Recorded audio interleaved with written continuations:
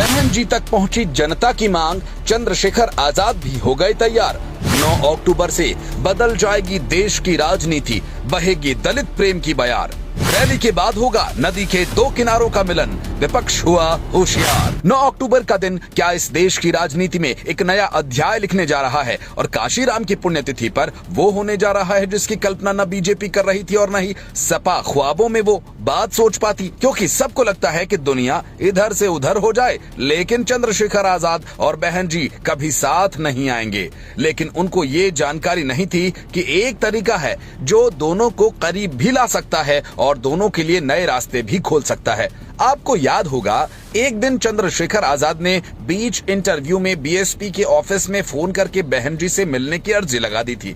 उसके अलावा वो लगातार हर मंच से बोलते भी रहे हैं, लेकिन बात कुछ ऐसी हो गई है कि बहन जी भी पॉजिटिव नजर आ रही हैं। उन्होंने अपनी पार्टी के लोगों को निर्देश दिया कि चंद्रशेखर आजाद पर उल्टे सीधे कमेंट्स न करें। लेकिन ये बदलाव कैसे हो रहा है, इसके पीछे कौन सी ताकतें हैं जो काम कर रही हैं, इसके पीछे जनता की ताकत है जो दोनों को मजबूर कर रही है। प्रीतम कुमार बुद्ध नामक एक यूजर ने ट्विटर पर लिखा कि आखिर 2 रैलियां क्यों निकाली जा रही हैं। 9 अक्टूबर लखनऊ, बहुजन समाज पार्टी बंटवारा नहीं एकता चाहती है। अगर आप दोनों सच में सत्ता वापसी चाहते हैं तो अपने सारे मतभेद छोड़कर एक मंच पर आ जाएं, और एक मंच से आवाज उठेगी तो सत्ता की दीवारें हिल जाएंगी। ये बहुजन समाज की पुकार है। ये मांग करने वाले प्रीतम कुमार अकेले नहीं।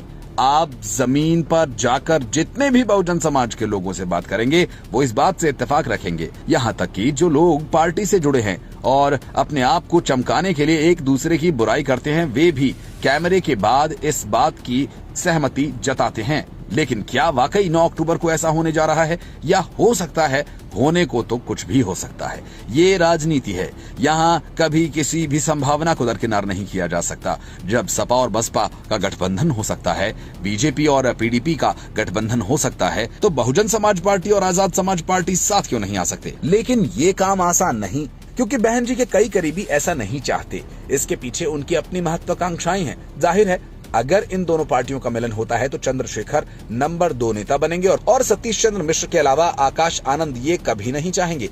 दोनों ही खुद को नंबर 2 मानते हैं। लेकिन क्या ये दोनों मिलकर बहन जी पर दबाव बना सकते हैं? ये हम नहीं मानते, क्योंकि अगर मायावती ठान लेंगे कि उन्हें ये करना है तो फिर कोई नहीं रोक पाएगा। दबाव उनकी पर्सनैलिटी में है ही नहीं। याद कीजिए वो दिन जब मायावती ने संसद में एक वोट से बीजेपी की सरकार गिरा दी थी और बाहर आकर खुलकर बोली थी कि हाँ, हमने सरकार गिरा दी। मायावती के कार्यकाल को आज भी लोग सख्त शासनादेशों के लिए याद रखते हैं। सब कहते हैं कि उनके वक्त में हर अधिकारी